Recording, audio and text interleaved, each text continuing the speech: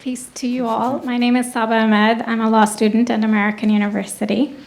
I am here to ask you a simple question. I know that we portray Islam and all Muslims as bad, but there's 1.8 billion Muslim followers of Islam. We have 8 million plus Muslim Americans in this country, and I don't see them represented here. But my question is, how can we fight an ideological war with weapons? How can we ever end this war? The jihadist ideology that you talk about, it's an ideology. How can you ever win this thing if you don't address it ideologically?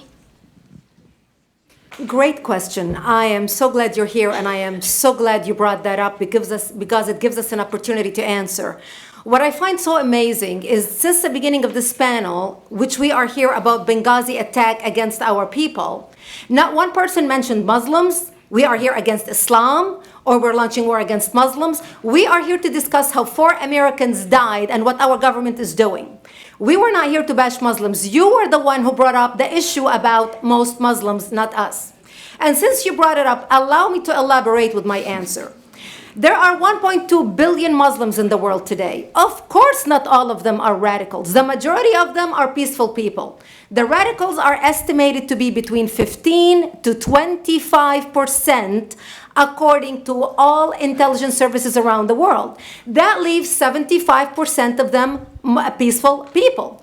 But when you look at 15 to 25% of the world Muslim population, you're looking at 180 million to 300 million people dedicated to the destruction of Western civilization.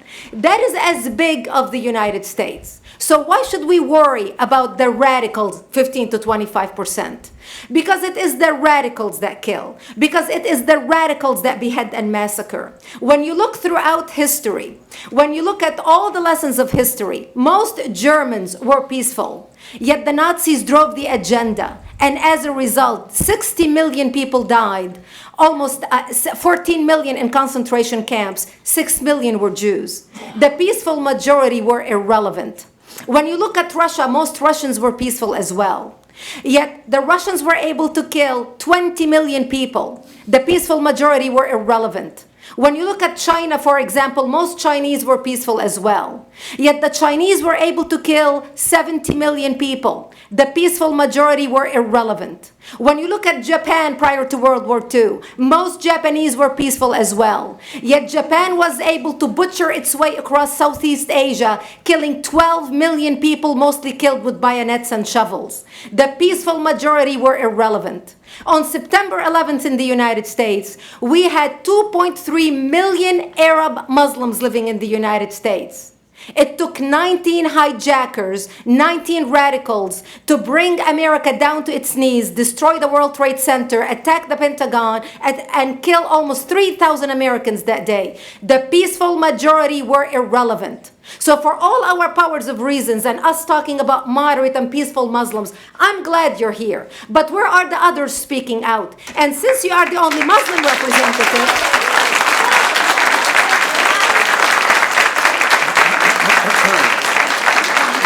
save the applause till the end.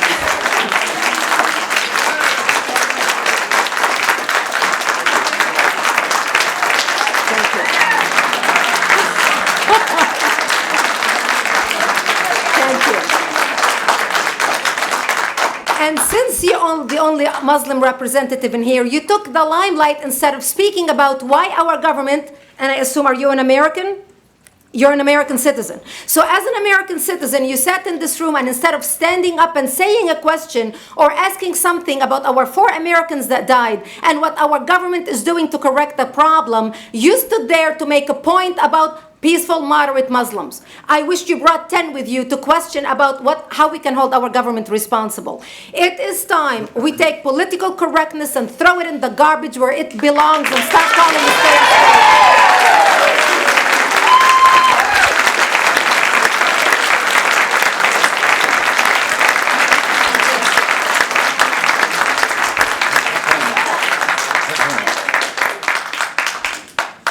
You had a follow-up that you'd... you go ahead. Comment. Thank you for your responses. And I do really hope that other Muslims will start showing up at these conservative forums.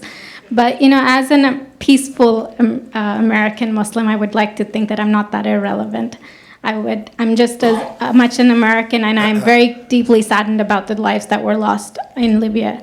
And I hope that we will find justice for their families. But I don't think that this war can ever be won by just the military. You have to address them. You have to bring Muslims to the table to address this. I think So everyone thank you. agrees that it can't be won Everybody just agrees with militarily, and I think that everyone has said that. You So- tell me who the head of the Muslim peace movement is? I guess it's me right now, so thank you.